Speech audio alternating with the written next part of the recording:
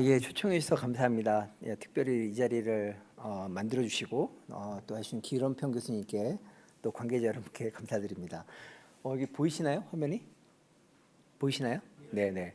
그래서 오늘 저는 이제 뇌과학자로 나왔습니다. 사실은 이제 뇌과학 하면은 그 뭐 영혼에 대해서도 반대하고 그다음에 뭐 비물질적인 거를 다 무시하고 또 유물주의자인 것처럼 생각이 많이 드시잖아요. 이 사회에서 그렇게 많이 세뇌를 하고 있는 건데 사실은 뇌과학 하시는 분들은 제가 만나보면 굉장히 가치 중립적인 분들이 많습니다. 모든 가능성을 열어놓고 그리고 다른 과학 분야에 비해서 뇌과학 하시는 분들은 좀 상대적으로 많이 열려 있다 이렇게 말씀을 드리고요. 제가 오늘 그러면 뇌과학과 이 기독교 세계관이 어떻게 연결이 될 수 있을까 그걸 항상 저는 고민을 합니다. 그래서 저는 이 기독교 세계관이나 뭐 영혼이나 어떤 하나님의 존재를 증명하려고 과학하는 게 아니고요. 이 성경의 말씀이라든지 이 기독교 세계관을 어떻게 하면은 이 세상에서 좀 쉽게 설명할 수 있을까? 그리고 이 과학이라는 도구를 활용할 수 있을까? 이제 그런 문제에 더욱 고민이 있습니다. 그래서 저는 당연히 성경 말씀과 우리 담임 목사님의 예, 말씀에 따라서 생활하고 있고 그다음에 그런 거라는 걸 말씀을 드립니다. 그러면 이 지식의 시작, 이 문명사회의 시작을 알리는 그 서막이죠. 프랜시스 베이컨의 아는 것이 힘이다라는 말입니다. 이 말이 그 라틴어로 사이언시아 포테스타스 이스트라는 뜻입니다. 이게 사이언시아는 그 사이언스의 어원이에요. 과학입니다. 그리고 포테스타스는 힘이다라는 뜻이고 이스트는 이즈라는 거죠. 그 중간 명사죠. 그래서 이게 과학은 힘이라고 이렇게 얘기를 하는 거예요. 그래서 이 말을 얘기를 하면은 우리 교과서에도 나오는 말이에요. 그러니까 우리가 어떤 종교나 다른 데 의지하지 말고 정말 객관적인 이런 과학을 의지해서 이 사회를 만들어보고 우리 인생을 결정을 하자. 이제 그런 교만한 말로 많이 사용되는데 그럼 프랜시스 베이컨이 왜 이런 말을 했나? 그거를 한번 제가 살펴봤습니다. 원문에 나오는 말을. 원문에 뭐라고 분명히 나와 있냐면은 이 세상을 하나님께서 만드셨고 하나님께서 만드실 때 지혜로 만들었기 때문에 우리 눈에 보이는 것만 보는 것이 아니라 그 너머에 있는 하나님의 창조주의 지혜가 무엇일까를 생각해 보면 그게 힘이 된다는 거예요. 그래서 자연과학이 실제로 그 속에 하나님의 지혜가 있기 때문에 우리가 과학을 하면은 이게 힘이 돼서 문명을 일굴 수 있다는 그런 말씀이에요. 극히 기독교적이고 성경적인 말씀이었단 말이죠. 그런데 제가 고민하는 건 어느 순간에 이게 과학과 기독교 세계관이 분리가 되고 이제는 과학이 틀렸다는 것을 증명을 해야 기독교 세계관이 인정받고 또 하나님의 말씀이 인정받는 시대가 됐는가. 사실은 우리의 선배들은 그런 생각이 아니라 이런 생각을 가지고 있었던 거죠. 과학을 열심히 하는 거는 하나님의 지혜를 찾는 거고 하나님의 지혜로 우리 인생을 갖고 나가게 되면 인류 사회가 발전하게 된다는 그런 말씀이었던 거죠. 그렇다면 이 과학 자체가 문제가 아니고 이 과학을 다루는 방법에 문제가 있었지 않는가 하는 게 제 이제 인생 질문이 되겠습니다. 그러면 왜 그런 과학이 시작이 됐는가, 학문이 시작이 됐는가 보면은 이 플라톤의 굉장히 중요하죠. 플라톤은 이제 소크라테스의 제자고 정말 이 과학자의 학문의 아버지가 되겠습니다. 왜냐하면은 학자가 뭘 해야 되는지에 대한 목표를 설정해 주셨어요. 이분이. 그러니까 사람들은 이 보이는 세계만 생각을 하는데 이 플라톤은 그걸 나눴어요. 보이는 물질적인 세계와 그게 다가 아니고 거기에 본질이 있다 이런 거죠. 그러니까 오늘 기론평 교수님이 얘기하신 것처럼 사람을 이렇게 물질적으로만 볼 게 아니라 인간의 본성인 영혼을 바라보자 하는 메시지잖아요.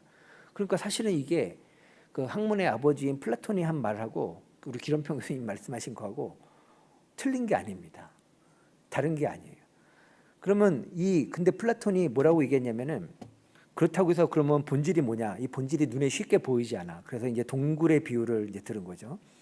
그래서 왜 그러면 우리가 물질만 보이고 본질을 알기 어렵냐면 우리가 동굴에 갇혀 있다는 거예요.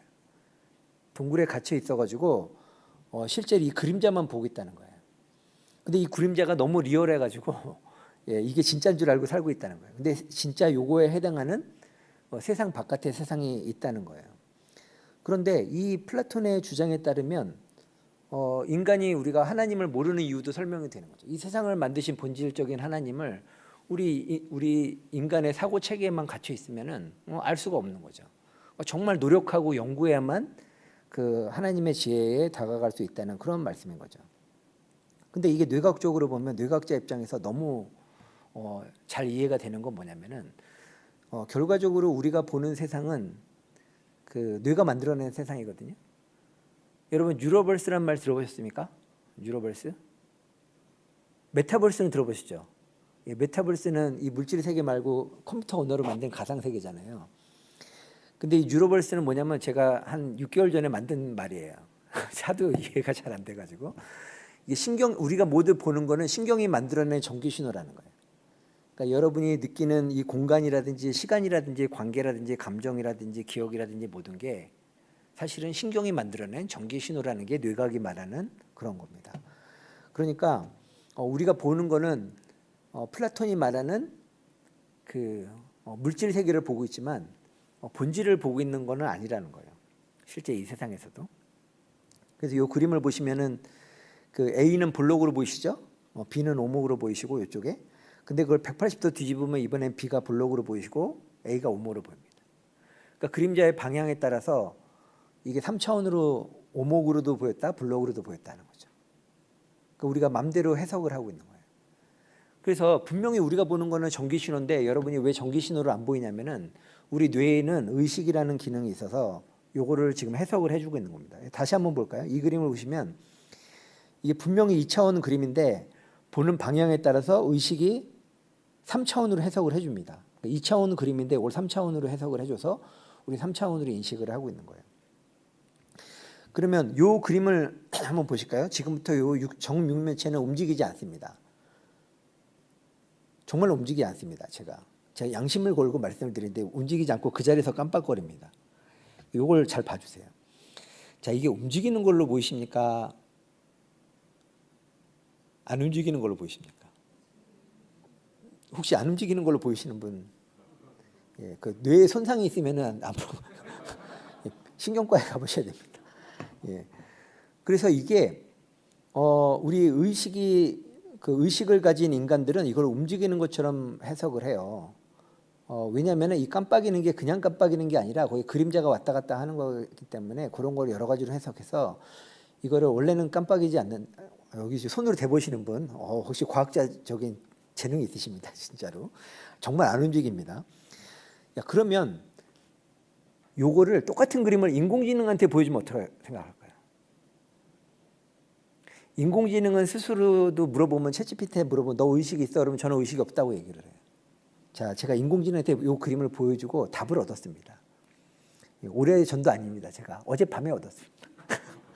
예, 보시면 인공지능은 뭐라고 그러냐면은 이 정육면체는 움직이지 않습니다. 회전하거나 움직이지 않는다고 결론을 내립니다. 그러니까 뭐냐면 이 그 인공지능은 의식이 없고 사람은 의식이 있는 거예요. 근데 이 의식이라는 게 사실은 객관적인 사실만 보는 게 아니라 왜 그런지는 모르는데 주관적으로 이렇게 받아들이고 있는 거죠. 그래서 지금도 이제 못 믿으시는 분이 많은데 결코 뇌가 이렇게 의식이 객관적이질 않습니다. 예를 들면 의식은 7일 좋아합니다. 아마도 이 자리에서는 저는 얘기할 수 있을 것 같아요. 하나님이 7일 동안 천지를 창조하셔가지고 7이라는 개념을 심어놓지 않으셨을까 생각을 하는데 예를 들면 무지개 색깔도 빨주노초 파남보 이렇게. 근데 실제 무지개 보면 여러분 7개 색깔 잘 안 보입니다. 예, 근데 한 5개 정도밖에 안 보여요. 근데 우리 7개로 채워야지 직성이 풀립니다. 그리고 원래 무지개 색깔은 7개가 아니고 수천 가지 색깔로 이렇게 스펙트럼으로 구성이 돼 있죠. 그리고 월화수목금토일 이게 그 성경에는 근거가 있지 않습니까? 7일째 쉬었으니까 7인데 프랑스 혁명 이후에 혁명 정부가 이거 너무 종교적이다 그래가지고 일주일을 열흘로 바꿉니다. 예, 열흘로. 그랬더니 사람들이 불편해서 죽으려고 그래요. 너무 쉬는 날이 늦게 들어와. 예, 그러니까 우리 생체 리듬하고 안 맞는 거예요. 여름마다 한 번씩. 그래서 혁명 정부가 그래도 원래대로 들어갈 수는 없고 5일로 바꿉니다. 그랬더니 이게 너무 쉬는 날이 또 빨리 돌아오는 거야. 이거 작업이 안 돼. 뭐 일을 하려고 그러면 휴일을 하라고. 그래서 다시 7일로 바꾼 겁니다. 프랑스가. 그리고 도레미파솔라시 이게 음도 7개로 나눠져 있죠. 그래서 뭔가 이게 우리 의식 자체를 봐도 뭔가 여기 규칙성이 있습니다. 예를 들면 우리 찬송가 중에서요, 찬양곡 중에서 우리가 잘 기억하는 찬양은 7가지로 떨어지는 거 아십니까? 손가락 해볼까요? 주님께 영광, 다시 사신 주께 영광 돌리세. 7개로 떨어집니다. 클러스터링을 하면. 그리고 예를 들면 그 산토끼 토끼야도 7개로 떨어져요. 산토끼 토끼야 어디를 가느냐, 8개로 떨어져요. 촌스러운 노래. 송아지는 7개로 돼요. 송아지 얼룩 송아지. 그죠? 그렇죠. 그랬고 학교 종이 땡땡땡도 마찬가지예요. 학교 종이 땡땡땡 어서 모이자. 선생님이 우리를 기다리신다. 그리고 주민등록증 뒤에 자리 7자리죠. 그랬고 우리 암호도요. 그래서 8자리 이상으로 하는 이유가 잘 외우기 힘들어서 그렇습니다. 그러니까 이게 우리가 뇌 자체가 이렇게 객관적인 지식을 갖는 것이 아니라 뭔가 주관적으로 판단을 하는 요소가 많아요. 그러니까 여기 기론평 교수님께서 좀 이해를 해주셔야 돼요. 과학자도 뇌를 가지고 하기 때문에 편견도 많고 오류도 많습니다. 그러면 이제 본격적으로 이제 자유에 대해서 한번 생각을 해보려고 그래요. 그 우리 의식 세계를 우리가 스스로 돌아볼 수 있거든요. 그러니까 눈을 감고요. 뭐 지금 안 감으셔도 되고요. 한번 곰곰이 생각해 보면 뇌 속에는 3가지 정보가 들어 있습니다. 하나는 뭐냐면 외부로부터 들어오는 정보예요. 뭐 목소리라든지 뭐 바람 소리라든지 느낌이라든지 외부로부터 들어오는 정보가 첫 번째 있습니다. 그거를 이제 그 온라인 정보라고 하는데, 근데 또 한 가지는 그 우리 뇌가 스스로 만들어낸 정보가 있습니다. 스스로. 김대수 교수 강의 언제 끝낼래나 뭐 이런 거 스스로 만들어낸 정보가 있습니다. 그리고 가만히 보시면 3번째 정보가 있는데 뭐냐면 그게 관찰자 의식인데요. 그 정보들을 제3자 입장에서 관찰하는, 내 입장에서 관찰하는 그런 관찰자 의식을 느낄 수가 있어요. 그래서 과학자들이 이 3가지 정보가 있다는 거를 연구를 하는 게 뇌과학입니다. 그래서 우리가 오늘 주제인 영혼이나 뭐 의식, 자유의지, 뭐 자아 이런 게 뇌과학에서 가장 가까운 개념은 이 관찰자 의식입니다. 그래서 이 관찰자 의식을 사람들이 많이 연구를 하는데 아직 결론이 안 나왔어요. 기론평 교수님이 얘기하신 것처럼 이게 정말 물질이냐 아니면 물질이 아닌 것이냐. 이게 그 의식 연구하는 과학자들의 큰 부류가 나눠져 있습니다. 이거를 실제로 물질이 아닐 가능성이 있다고 주장하는 과학자들이 있습니다. 데이비드 차머스라든지 많은 사람이. 그리고 최근에 크리스토퍼 코흐라고 그래서 이거 완전히 비물질, 아까 뭐 두뇌주의 얘기하셨는데 그쪽에서 연구하시다가 30년 연구하신 뒤에 다시 알고 보니까 물질이 아니다. 이렇게 돌아오신 분도 계세요. 크리스토퍼 코흐라고. 그래서 그분은 크리스찬은 아닌데 약간 범신론 쪽으로 이렇게 빠지신 분들도 계세요. 그래서 제가 오늘 말씀드릴 그러면 그 의식이 가진 속성 중에 하나인 자유의지에 대해서 말씀을 드리겠습니다. 사실 성경은 자유의지를 가진 인간을 분명하게 얘기를 하고 계시죠. 그 선악과 사건, 아담과 하와가 선악과를 자유의지를 가지고 따먹습니다. 근데 이게 얼마나 중요한 사실이냐면은 이게 그 선악이라는 게 이게 도덕적인 선악을 넘어서 이 과학적에서는 가치 중립적으로 좋은가 나쁜가, 나한테 좋은 건가 나쁜 건가, 이제 그거를 굿or bad를 판단하는 거죠. 이게 뇌의 가장 근본적인 기능이라는 거예요. 그래서 모든 뇌과학 실험을 보면은 쥐가 이쪽으로 가는 게 더 많은 먹을 거를 얻을까, 이쪽으로 가는 게 좀 더 많은 걸 얻을까, 그 의사 판단 연구하는 거예요. 그런데 그 연구가 가능하려면요, 어떤 이게 동물이든 인간이든 스스로 판단을 해야 되잖아요. 그런데 이게 과학적으로 굉장히 이해가 되기 어려운 개념입니다. 왜냐하면 자유의지의 과학적인 정의가 뭐냐면은 아무런 외부 인풋 없이, 아무런 외부 자극 없이 스스로 결정하는 거를 자유의지라고 합니다.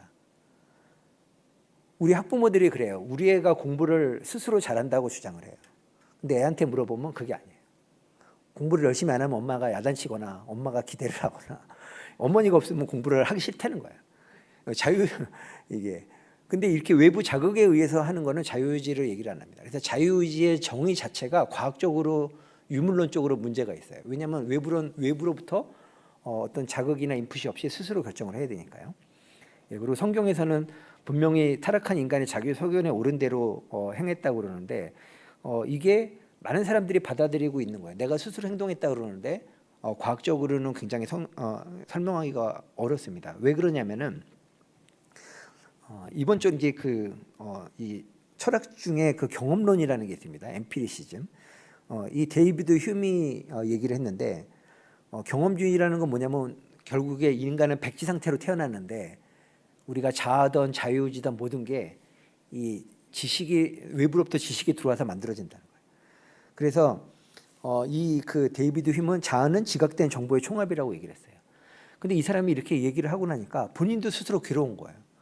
자유의지가 없는 거죠, 사실은. 내가 자유의지라고 착각하고 있는 거죠. 내가 의사결정을 한다고 하지만 그거는 지금까지 내가 배워온 지식에 근거해서 자동으로 나오는 자동 반사인 거지 그걸 결정하는 게 아닌 거예요. 그래서 데이비드 휴먼은 결과적으로는 굉장히 본인은 괴롭지만 의식이나 자유의지 존재를 부정하는 사람 중에 하나예요. 근데 이 영향이 굉장히 컸던 거예요. 경험주의의 영향이. 그래서 뇌과학의 가장 시초가 뭐냐면 행동주의인데 행동주의에서는 아예 뇌를 배제합니다. 뇌를 배제하고 자극과 행동만의 관계를 따져요. 왜냐하면 어차피 그 뇌라는 게 외부로부터 들어온 정보에 의해서만 결정돼서 아웃풋이 나오는 거니까 굳이 뇌를 따질 필요가 없는 거죠. 그래갖고 뇌를 얘기를 안 하고 그냥 자극과 행동만 얘기하는 게 행동주의입니다. 그래서 행동주의의 근거가 됐고 그런데 이 뇌과학에서 행동주의를 연구하다 보니까 이게 아닌 것 같아. 이게 자극을 준다고 반드시 그러는 반응이 나오는 것이 아니라 중간에 뭔가 생각하고 의사결정하는 게 있는 것 같아. 그래서 이게 좀 바뀝니다. 그래서 오늘 기원평 교수님이 얘기하신 두뇌주의 그게 뭐냐면은 사실은 행동주의에서 한 발 앞서 나간 거예요. 행동주의는 아예 뇌를 배제했는데 여기서는 아니야. 보니까 뭔가 지식을 안 줘도 얘가 직관적으로도 해석을 하고 나름대로 뭔가 의지를 가진 것처럼 해석해. 그래서 한 발 나아간 게 이 유물론적인 뇌과학입니다. 뭐냐면은 자유의지 있을 수 있어. 그리고 내가 자유롭게 선택할 수 있어. 그런데 그 모든 근거는 뇌에서 나오는 거야. 물질적인 근거인 거야. 그렇게 얘기를 하는 거죠. 그리고 그래서 이분들한테 물어보면 프랜시스 크릭이라는 사람이 노벨상 받은 분인데 저도 생전에 만나뵌 적이 있어요. 아니 그래서 자유의지가 있다는 겁니까? 없다는 겁니까? 그러면은 자유의지의 현상은 인지하나 자유의지가 있는지는 잘 모른다. 애매한 답변을 해요. 예, 그렇게. 그래서 결과적으로는 그러면 이걸로 뇌를 전제를 했는데 그 벤자민 리베 실험이 그 자유의지가 없다는 그런 증거로 활용이 되는 거예요. 이게 뭐냐면은 자 이게 신호가 왔을 때 자기가 누르고 싶을 때 이거를 딱 신호가 울리면은 자기가 누르고 싶을 때 단추를 누릅니다. 그럼 단추를 누른 시간이 제로예요. 그리고 이 사람한테 물어봐요. 네가 단추를 누를 거를 언제 결정했니? 하면은 평균적으로 200ms 전에 0.2초 전에 그 결정을 했다고 나옵니다. 근데 뇌파를 측정을 해보면은 이미 이 결정하는 신호는 500ms 전에 나와요. 그러니까 이 사람이 얘기한 건 뭐냐면은 이미 결정은 0.5초 전에 결정이 됐는데 뇌에서는 무의식적으로. 근데 의식적으로 0.2초 대에서 내가 이 단추를 누를 거라고 착각하는 거다. 고로 자유의지는 착각이다 이렇게 얘기를 합니다. 그래서 이게 이 두뇌주의, 물리주의를 주장하시는 분들이 많이 주장을 해요. 그리고 이거를 레디니스 포텐셜이라고 얘기를 해요. 근데 이 실험은 정말 문제가 많은 실험으로 나중에 산산조각이 났어요. 예, 그래서 이게 이런 결론을 내리기 어렵다고 후속 논문도 많이 나왔습니다. 근데 사람들의 뇌리에는 이것이 문제가 있다는 논문은 다 모르고 복잡해가지고 이것만 기억을 해서 요즘 TV에 유명한 강사들도 많이 나오는 거죠. 그래서 사실은 이게 실험 설계가 문제가 있는데요. 이게 0.2초 전에 결정했다는 게 자기가 말을 하는 거잖아요. 예, 그래서 그 결정 시간도 좀 모호하고 그리고 나중에 그러면 네 맘대로 단추를 안 눌러봐라 했더니 단추를 안 누르는데도 레디니스 포텐셜이 나오는 거예요. 그래서 알고 보니까 이 신호는 우리가 뭐 행동을 이렇게 집중을 하면 저절로 나오는 신호인 거예요. 그래서 우리 의사결정과 관련이 없다는 거를 이제 알 수가 있어요. 그리고 자아 인식에 대한 실험이 있습니다. 그래서 fMRI 실험인데 자기 얼굴하고 남의 얼굴을 섞어서 이렇게 쫙 보여주는 거예요. 0%는 완전히 다른 얼굴인데 자기 얼굴을 20% 섞고 40% 섞고 60% 섞고 80% 섞고 나중에 100%씩 생길 때 뇌에 자극되는 부위가 싹 바뀝니다. 그래갖고 이거를 셀프 어웨어니스, 자아 인식의 뇌 부위가 존재한다 이렇게 주장을 했었는데 사실 이것도 좀 문제가 많은 실험이죠. 그러니까 아까 말한 결론에 따르면 관찰자 의식은 뭐죠? 관찰자 의식은 이게 남의 얼굴을 볼 때도 내가 있어야 되잖아요. 그리고 내 얼굴을 볼 때도 나는 존재해야 되잖아요, 뇌 속에.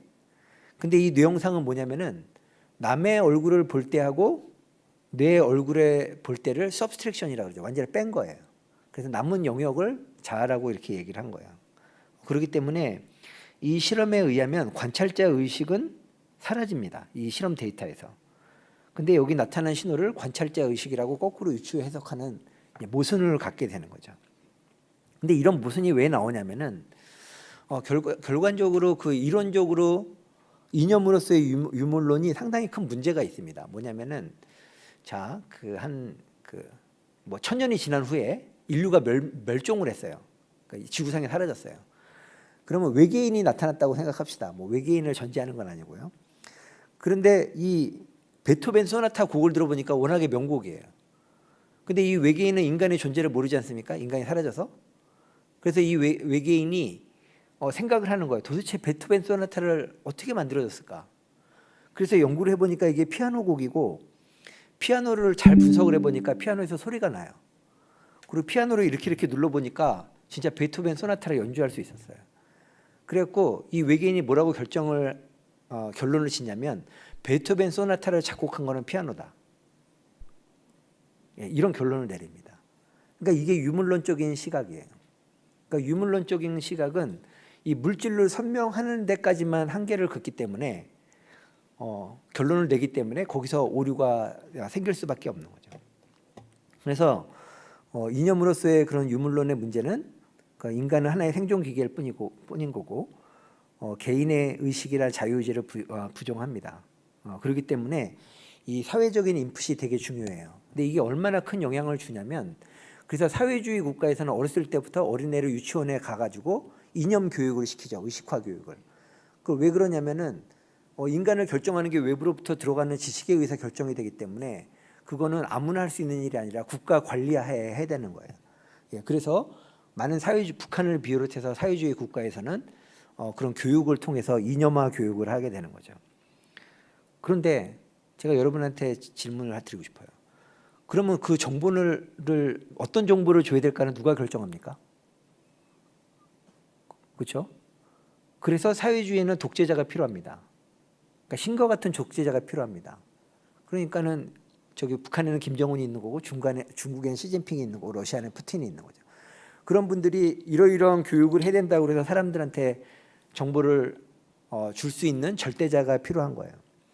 그래서 사실은 이 자유의지나 의식, 아마 이거 투표해 보면 다들 자유의지가 있다고 얘기를 할 거예요. 그런데 사실은 이 물리적인 유물론은 많은 문제가 있습니다. 그래서 과학자들 중에서는 이 의식이 정말 물리적인 거냐, 그리고 자유의지를 인정한다면 자유의지가 물리적으로 설명될 수 있는 거냐, 그거에 대한 반론을 제기하시는 분들이 많이 계십니다.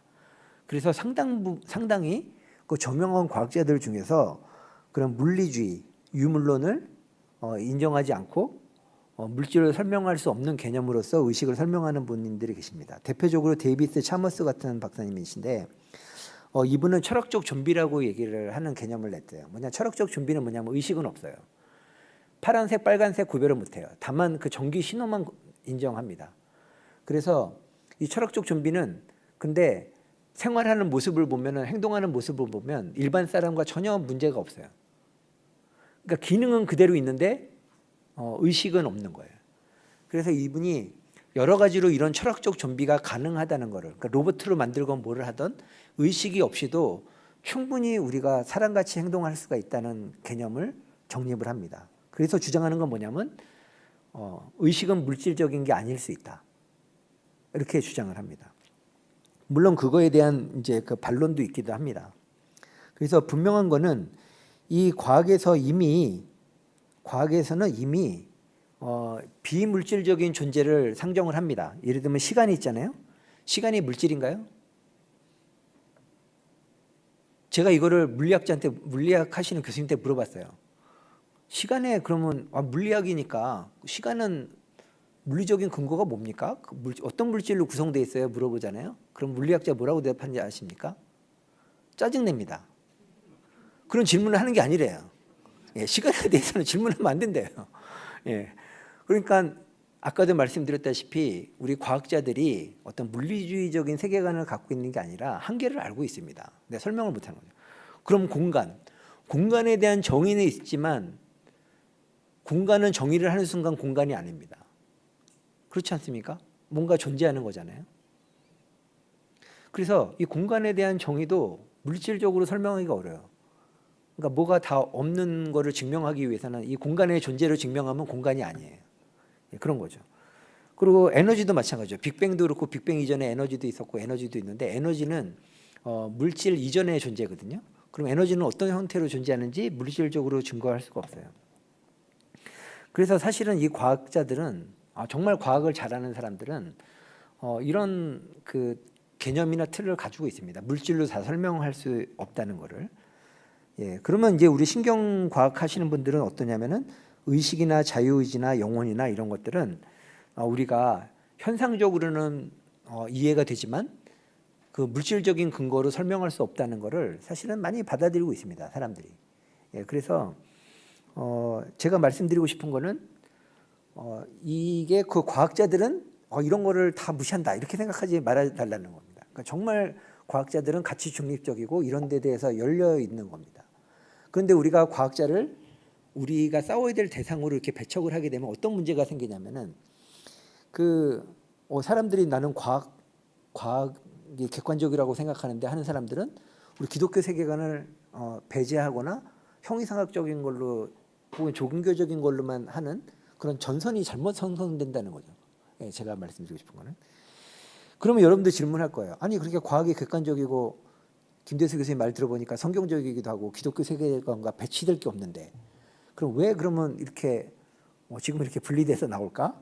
이제 그 얘기를 설명을 좀 드리면 사실은 그 칸트가 사실은 이 뇌과학이 발전하기 전에 이미 이런 우리가 보는 게 왜곡된 세상이고 실제 진실과 거리가 멀다. 그리고 실제 진실은 알 수 없다는 그런 그 순수 이성 비판이라는 그런 철학자가 얘기했습니다. 그러니까 칸트의 영향이 굉장히 커요. 그래서 이 철학의 세계는 칸트 이전과 이후로 나누는 이유가 이런 겁니다.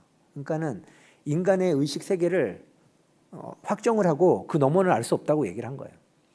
근데 그렇다고 해서 이 칸트가 의식 너머의 세상이 없다고 주장한 건 아닙니다. 근데 이 칸트의 영향이 너무 크고 그 사회 문화적인 영향이 크다 보니까 이게 포스트 모더니즘 시대에 와서는 그래, 너머의 세계는 우리가 모르는 거니까 얘기하지 말자고 얘기를 한 거예요. 특히 비트겐슈타인이나 이런 사람들은 우리 의식 세계를 이제 언어적인 세계라고 생각하고 우리가 모르는 거에 대해서는 입을 다물자고 얘기를 한 거예요. 그래서 지성인이라면은 우리 모르는 거에 대해서는 얘기하지 말자. 그 사실은 처음에는 이게 굉장히 겸손하고 멋있는 말이었는데 그 다음에는 뭐냐면 그러면 우리가 물질적으로 설명하는 것만 하고 나머지는 배제하다는 걸로 이렇게 나타나는 거죠. 그러니까 그거는 과학이라기보다는 하나의 그 무신론적인 그런 세계관이라고 얘기를 할 수가 있어요. 그래서 그러면 저는 어떻게 되느냐? 그럼 무신론적인 세계관을 이미 사람들이 갖고 있어요. 그리고 과학이라는 거는 우리가 물질로 증명하는 세계만 과학이라고 생각하는 사람들이 많아요, 지금. 그러면 어떻게 될까요? 그럼 과학을 부정해야 될까요? 아니죠. 그 사람이 과학을 빙자했지만 갖고 있는 잘못된 세계관을 비판을 해야 되겠죠. 근데 제가 그 비판을 하려고 자료를 모으다 보니까 굳이 성경까지 가지 않아도 이미 많은 사람들이 얘기를 하고 있는 거예요. 그러니까 예를 들면 칸토르 같은 사람은 어떤 그 논제를 배제했냐면 그 무한이라는 개념은 우리가 상상 속에서 만들어낸 거고 신이나 영혼이나 이렇게 죽지 않고 이렇게 무한한 개념들은 과학적인 개념이 아니다. 수학적인 개념이 아니다. 이렇게 얘기를 했거든요. 근데 칸토르라는 사람은 아니다. 그 무한의 세계도 우리가 충분히 이성적인으로 사고할 수 있는 세계고 무한에 대해서도 우리가 상상할 수 있다. 그래서 이 칸토라는 사람은 내가 신을 만났다고, 신의 영역을 만났다고 존재를 하는 거예요. 신의 영역이 충분히 가능하다는 걸 수학적으로 증명하신 분이에요. 그래서 여러분 그 무한대가 크겠습니까? 2의 무한대승이 크겠습니까? 여기 나와 있죠. 이걸 증명하신 분이에요. 그러니까 무한대도 차원이 있어요. 그랬고 2의 n의 무한대승은 정말 우리가 상상을 초월할 수 있는 가장 큰 무한대 세계예요. 이게 신의 영역이라는 거를 얘기를 했어요. 그리고 이거를 사람들이 이해를 못하니까 그 힐베르트라는 사람이 호텔 예화를 들었어요. 이 힐베르트 호텔은 뭐냐면은 호텔방이 무한대로 있습니다. 예, 무한대로 있어요. 그리고 여기 손님이 꽉 차 있어요. 만석이에요. 근데 손님 한 사람이 왔어요. 이렇게. 그러면 이 호텔의 방은 무한대니까 한 사람을 더 수용할 수 있겠습니까? 없겠습니까? 있겠죠. 그런데 일반 사람들은 그러는 거야. 그래, 한 사람 무한대니까 한 사람을 넣을 수 있지만 그거는 허황된 개념이야. 왜냐? 그래서 몇 번 방에 들어가야 되는데 이렇게 질문하는 거죠. 이 사람이 왔어요. 개념상으로는 무한대 방이야. 그래가지고 아 그렇구나. 이 무한대라는 개념은 허구 개념인구나. 근데 힐베르트가 뭐라고 얘기하냐면은 방법이 있습니다. 자, 호텔방에 마이크를 틀고 얘기를 했어요. 여러분 지금 방에다가 1을 더한 방으로 이동해 주세요. 이렇게 얘기를 합니다. 그러면 1번 방은 2번 가고 2번 방은 3번 가고 무한대로 다 이동을 합니다. 그 다음에 손님이 1번 방에 들어가요. 그러니까 이게 가능한 거죠. 그리고 또 질문해요. 그래? 그건 쉬운 문제 같아. 그럼 손님이 무한대명으로 왔어. 어떡할래? 손님이 무한대로 왔어. 그러면 개념상 들어갈 수 있어야 되잖아. 근데 못 넣지. 거봐. 이거 문제가 있어. 그랬더니 힐베르트가 아니야. 넣을 수 있어. 이렇게 얘기한 거예요. 손님 여러분 지금부터 여러분 방 홀실에 곱하기 2로 이동해 주세요. 그럼 다 짝수방으로 가잖아요. 그럼 무한대 홀수방에 들어가시면 됩니다. 예. 그리고 무한대 손님이 기차로 이제 시리즈로 계속 시간 무한대 시간으로 계속 몰려와요. 어떻게 넣을 수 있습니까? 2의 무한대승으로 넣을 수 있어요. 예, 그래서 이분이 뭐라고 얘기했냐면은 우리가 논리적으로 긋는 한계가 실질적으로는 그 한계가 아닐 수 있다. 그래서 이게 그렇게 얘기를 합니다. 그리고 또 한 가지 그러면 얘기를 하는 거, 무신론자나 유물론자들이 하시는 말씀이 이런 거예요. 아, 다 좋은데 그래도 증명을 할 수 있어야 되지 않냐?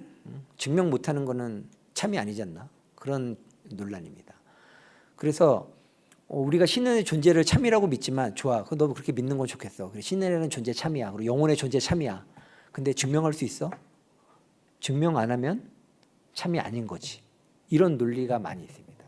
그래서 제가 많이 만나본 무신론자나 과학자 교수님들이나 가장 그 많은 그 반론이 뭐냐면 그 증명이 안 되잖아. 이런 얘기예요. 그럼 거짓이지. 증명이 안 되는 거는 참이라는 거 증명을 하는 거지. 그런데 여기 에피데미네스의 역설이라는 게 뭐냐면은 세상에는 참이지만 증명할 수 없는 논리가 있다는 거예요. 그러니까 예를 들면 크레타 사람은 모두 거짓말쟁이라고 주장을 했는데 이 말을 한 에피메니데스가 크레타 사람이에요. 그럼 이 말은 거짓말이겠죠. 그죠?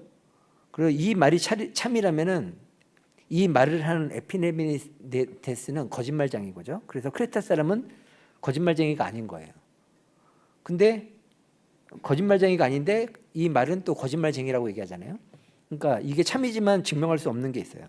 근데 이건 좀 말장난 같죠, 그죠?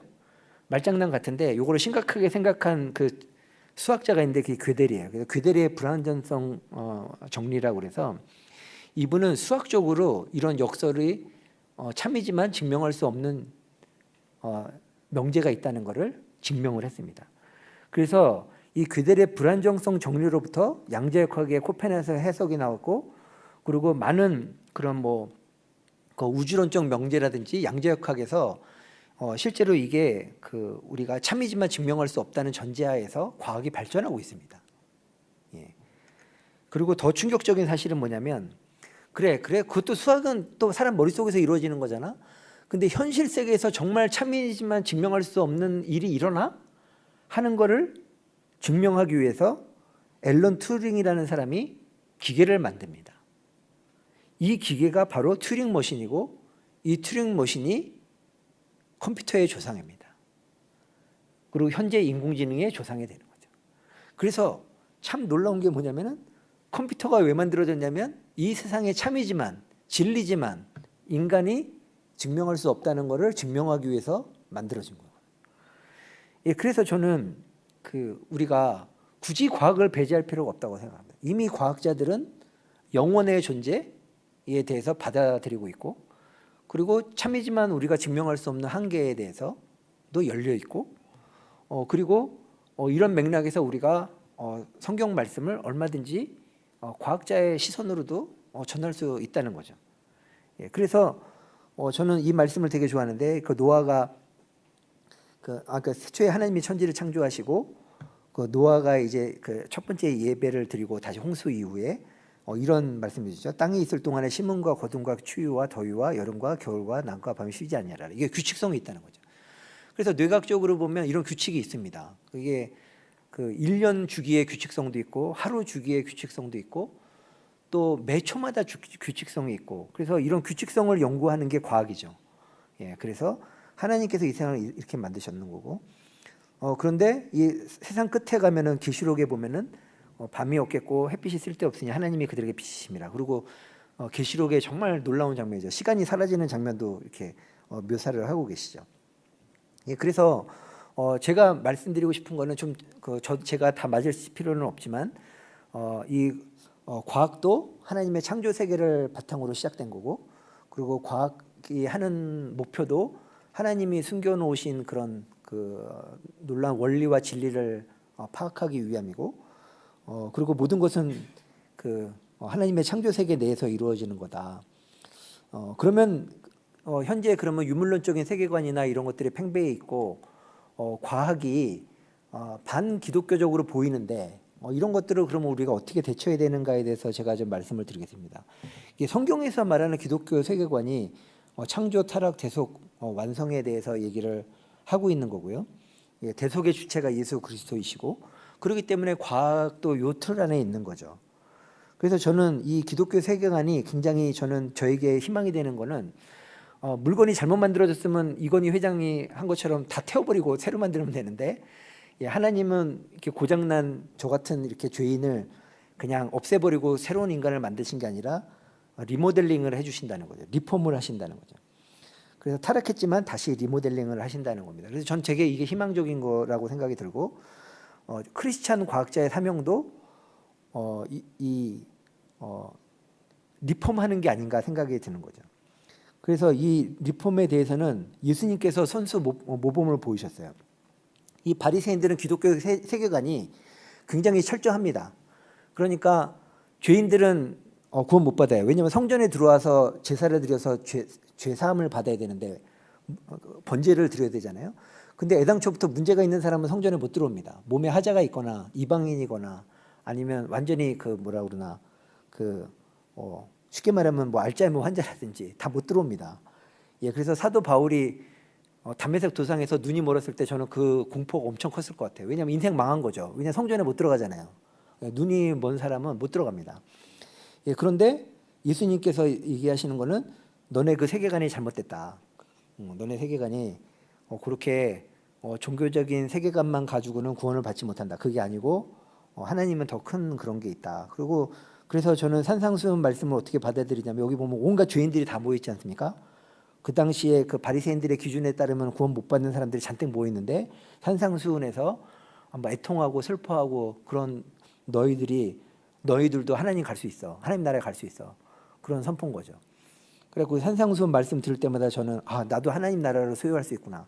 나 같은 죄인도 소유할 수 있구나. 그래서 사마리아 여인에게도 이제는 예루살렘 성전뿐만 아니라 어디서든지 예배할 수 있는 시대가 온다.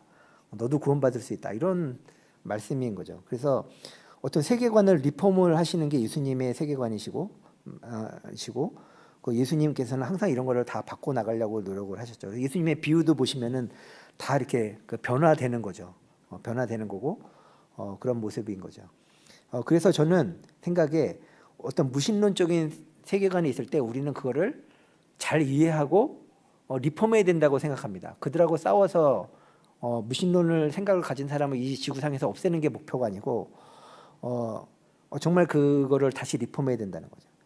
예를 들면은 무신론 하면 항상 대표 선수로 내세우는 게 니체인데, 니체가 짜라투스트라는 이렇게 말했다 해서 신은 죽었다 얘기하고 얘기를 한 거죠.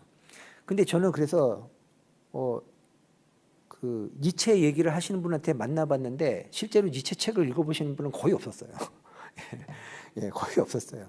그러니까 니체가 말했으니까 이거는 철학적으로 맞겠지 이런 분이었어요. 그래서 제가 한번 읽어봤습니다. 자라투스트라 이게 엄청 큰 책인데 요약본도 읽어보고 얘기를 했는데 저는 객관적으로 봤을 때 전혀 부담감이 없었어요. 니체가 한 말이 틀렸나 하는 생각이 드는 거예요. 그 니체가 주장하는 게 그런 거예요. 우리는 종교적인 세계관을 가지고 있다는 거예요. 그래서 항상 선악 개념이 있어요.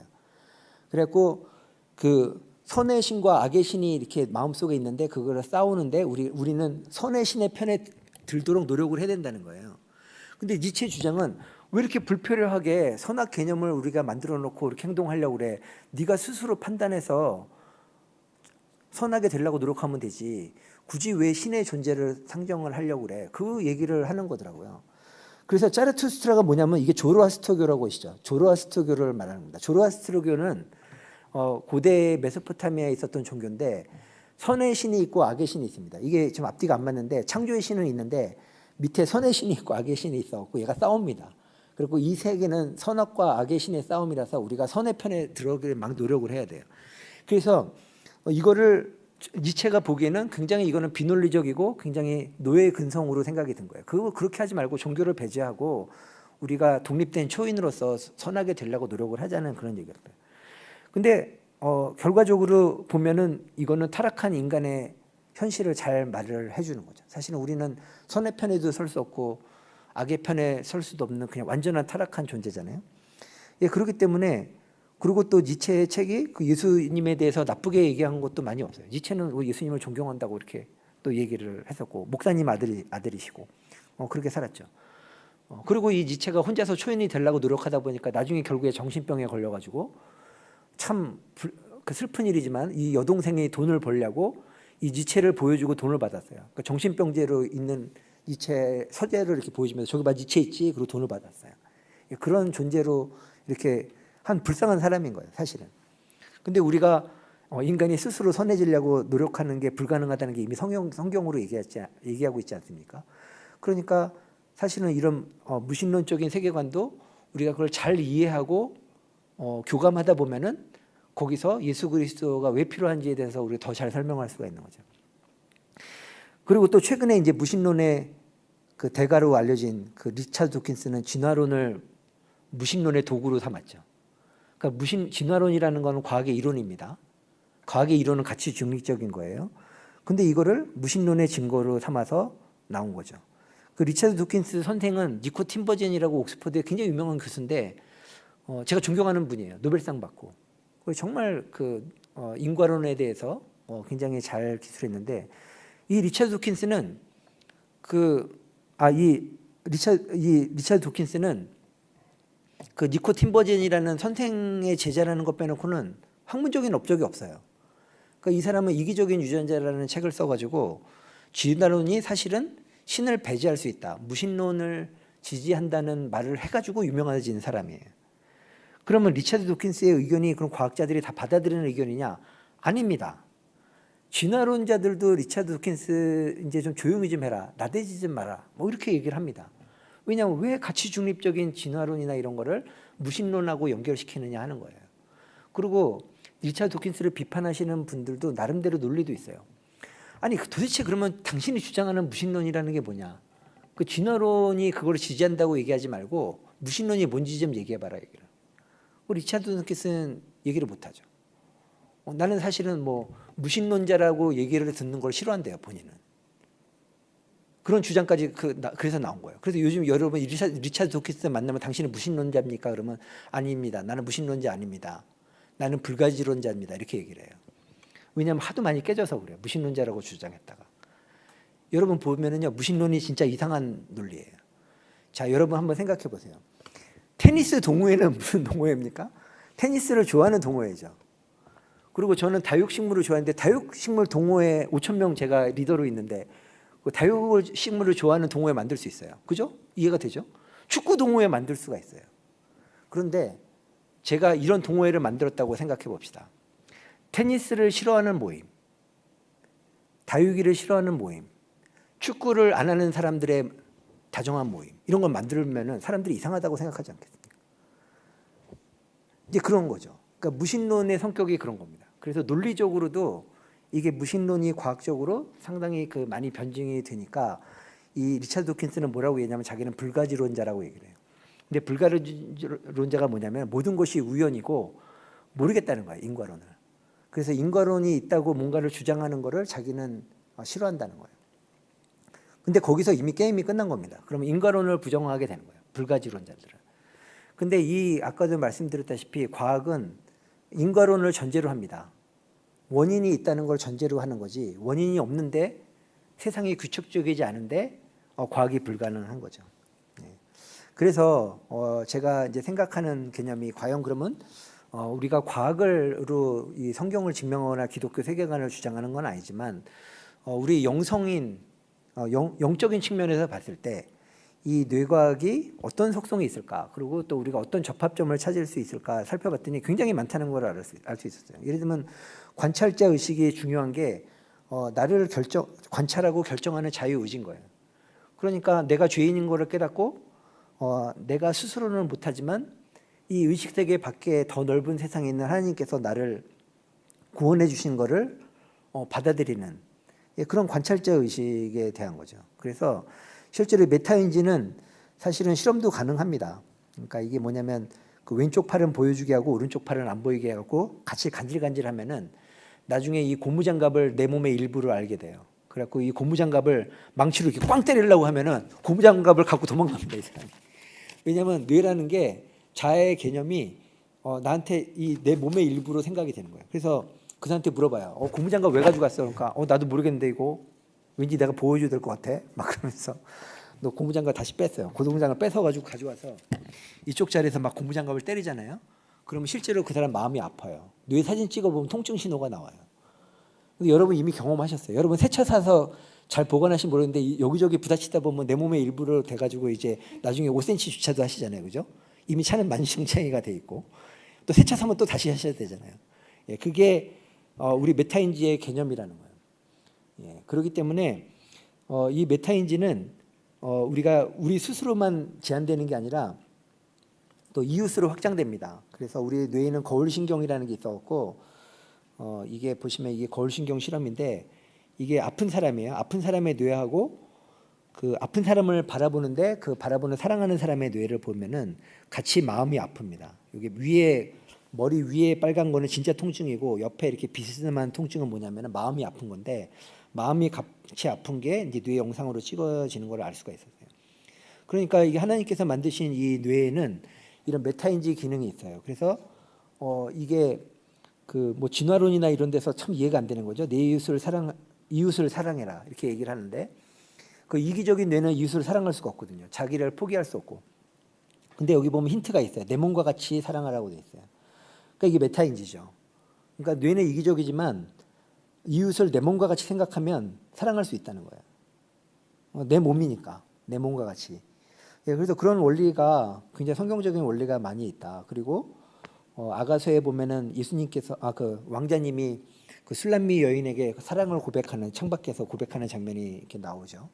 그러니까 우리 인간은 의식 세계에 갇혀 있는데 의식 세계 밖에 있는 하나님께서 찾아오시는 거죠. 그리고 요한계시록에서도 내가 문 밖에 서서 두드리더니 이렇게 말씀하시죠. 그래서 내 음성을 듣고 문을 열면은 내가 같이 살겠다 이렇게 얘기를 하시잖아요. 그러니까 우리 과학이 말하는 의식 세계, 칸트가 말한 그런 순수 이성, 그리고 우리가 그 현재 뇌과학이 말하는 메타인지 이 모든 것들이 이 성경적으로 봐도 그렇게 이렇게 그 충돌되는 게 없습니다. 그리고 이 그 다윗이 시편에서 하나님의 나를 살피사 내 마음을 아시며, 그 하나님은 내 마음을 아시는 존재인 거죠.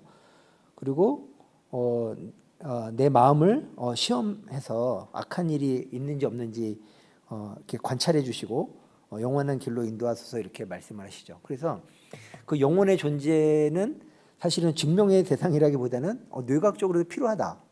우리 하나님과의 연결 속에서 필요하다 이렇게 말씀을 드리고 싶고 끝으로 제 체험에 대해서 좀 말씀을 드리고 마치도록 하겠는데요.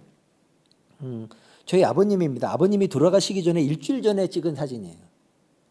일주일 전에 요 일주일 뒤에 갑자기 주무시다가 이제 못 일어나서 이제 사망을 하시고 그렇게 되셨어요. 근데 얼굴 보시면 되게 평온해 보이지 않으십니까? 근데 이 아버님이 중증 치매 환자예요. 중증 치매 환자라 굉장히 폭력적으로 이렇게 하셨고, 그다음에 어머니도 못 알아보시고 그 침입자라고 생각해서 뭐 공격도 하시고, 그다음에 집은 당연히 못 알아보시고, 그래갖고 전 새벽 2시 3시에 보면은 여기 위성 경찰서에서 아버님 모셔가라고 그렇게 하고, 정말 정말 힘든 상황이었어요. 그러면 저희 아버님이 크리스찬이셨나? 이게 좀 애매합니다. 저희 아버님은 절에도 다니셨고요, 교회도 다니셨고, 천주교회도 다니셨고, 그냥 다닌 게 아니라 다 세례를 받으셨어요. 그러니까 구원에 대한 이런 좀 불확실성이 있으셨나 봐요. 그래서 기독교에서도, 장로교회에서도 세례를 받으시고, 침례교회에서도 세례를 받으시고, 성결교회에서도 세례를 받으셨어요. 근데 이상하게 이분이 우리 아버님께서 마지막 결론은 뭐냐면은 기독교는 믿을 만한 게 아니다. 그래가지고 교회를 안 나가셨어요. 그래서 제가 청소년 때부터 교회를 못 나가게 하셨어요. 그래서 제 성경도 막 찢어버리시고 그런 분이에요. 근데 이제 중증 치매 판결을 받으신 이후에 제 마음에 이제 고민이 하나 생긴 거죠. 이거 복음을 어떻게 전하나? 논리적으로 치매 노인은요 못 알아듣습니다. 언어 내용을 못 알아들으십니다. 그래가지고 이게 되게 고민이었어요. 근데 치매 노인이 잘하는 건 따라하는 건 다 잘하십니다. 그래갖고 제가 기도하면은 따라하시고, 아멘 하시면 아멘 따라하시고 그렇게 하신 거예요. 그런데 저는 과학자니까 그냥 내일 궁금한 거예요. 이거 본인이 자유의지로 인정을 하시고 그렇게 되는데, 이게 뇌각적으로 보면 뇌가 고장나면 자유의지도 사라지고, 그죠? 아까 두뇌주의로 따지면은 우리 아버님은 구원을 못 받아요. 왜냐하면 뭐 자유의지나 선택할 수 있는 개념이 망가져서 없으시잖아요. 그러면 어떻게 저거를 하시나? 그래서 제가 궁금했어요. 그게 기도 제목이었어요. 근데 몇 가지 증거를 보면 저희 아버님이 하나님한테 마음문을 열고 하나님께서 터치를 해주시는 것 같아요. 아버님 영혼을. 근데 그 증거가 뭐냐면은 찬송가를 틀으시면 눈물을 흘리시는 거예요. 내 영혼의 맑은 깊은 데서 뭐 하늘에서 평안이 내려오네. 그 찬송가를 하시면 눈물을 주르르 흘리시는 거예요. 그래서 내가 진짜 이게 하나님의 은혜구나 생각을 했는데, 또 돌아서 생각해 보면 이 곡조가 그 감정이 북받쳐서 올 수도 있는 거잖아요. 내용은 모르시고. 그래서 내내 의심이 되는 거예요. 근데 이 사진을 제가 왜 찍었냐면, 어느 날 이렇게 나오는데 아버님이 밝게 웃으시면서 아들아 잘 가라, 이게 다 은혜다, 이렇게 얘기하시는 거예요. 저희 아버님이 입에서 은혜라는 말이 나온 거예요. 그러니까 제가 볼 때는 제가 하도 의심을 하니까 하나님께서 이렇게 아버님의 입을 통해서 증거를 보여주시려는 것 같아요. 은혜다, 이렇게. 그래서 그 순간에 제가 확신을 했어요. 이 하나님이 터치를 하시는구나. 그리고 이렇게 생각을 하셨어요. 그래서 이제 장례식을 할 때 이제 기쁘게 장례식을 하고, 그다음에 이제 장례식의 이제 마지막에 이제 하이라이트가 이제 그 화장이잖아요, 그죠? 화장하는 그 장면에 많은 분들이 울어요. 근데 저는 이제 우리 가족은 안 울죠. 그래서 찬양을 했어요. 그리고 아버님이 좋아하시는 그 찬양을 했어요. 평화 평화로다 하늘 위에서 내려오네 하고 쫙 찬양을 하는데 뒤에서 누가 우는 거예요. 울면 안 되잖아요, 이게 기쁜데. 그랬고 제가 누가 우나 봤는데 저희 제자가 울고 있는 거예요. 제자가 펑펑 울고 있는 거예요. 제가 운구할 때 그 제자가 도와줬는데, 그래갖고 슬픈 건 제가 슬퍼야 되는데 제 제자 데리고 나가서 이제 위로를 해줬죠. 우리 기독교에서는 영혼이 살아서 천국에 하늘나라에 가셨기 때문에 울지 않는다고 이렇게 위로를 한 거예요. 근데 그 말을 하는 순간에 그 내심 제 말씀에 또 과학자적인 그 의심이 솟아나기 시작을 하는 거예요. 진짜 지금 하늘에서 보고 계실까? 하늘에 가셨나?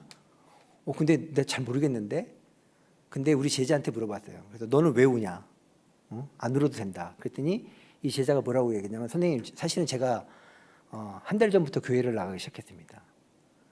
교회를 나가서 목사님 말씀을 듣고 나니까 찬송이 나올 때마다 눈물이 난다는 거예요. 찬송이 날 때마다.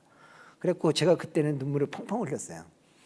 그렇구나. 이게 그 뇌가 망가지고 그런 존재도 하나님께서 터치해 주시면은 그 영혼이 구원을 받고 뭔가 이렇게 하나님께서 이렇게 터치를 해주시는구나.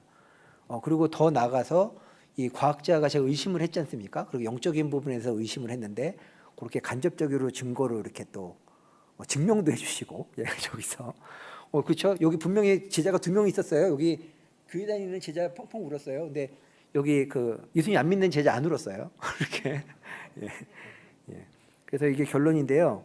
영혼의 자유의지가 사실은 이게 중요하다. 왜냐하면 증명의 대상은 아닐지 몰라요. 증명할 수 없을지 모르겠는데 중요하다. 왜냐하면은 과학적 전제, 그 인과론의 완성이죠. 그 우리가 자유의지를 가진 존재고 그런 게 있어야지만 반드시 인과론이 완성이 되고 또 윤리와 도덕적인 증거가 될 수도 있고 또 아까 말씀드렸다시피 자의 정의에서도 아직 과학적으로 설명할 수 있는 부분이 많지 않기 때문에 만약에 우리가 설명할 수 있는 부분으로 제한한다면 우리는 아무도 정죄할 수가 없어요. 살인자도 뇌에서 신호가 나와서 살인했다고 그러면은 뭐 그거를 우리가 정죄를 할 수가 없습니다. 그리고 기독교 세계관에서 이런 걸 양보할 수 없는 이유는 결과적으로 하나님과의 만남이 이 물질적인 만남으로 끝나지 않는다는 거죠. 영혼으로 이루어진다는 그런 것 때문에 영혼의 자유의지가 중요하다. 그리고 저도 과학자로서 앞으로 이런 부분을 변증하도록 많이 노력하도록 하겠습니다. 경청해서 감사합니다.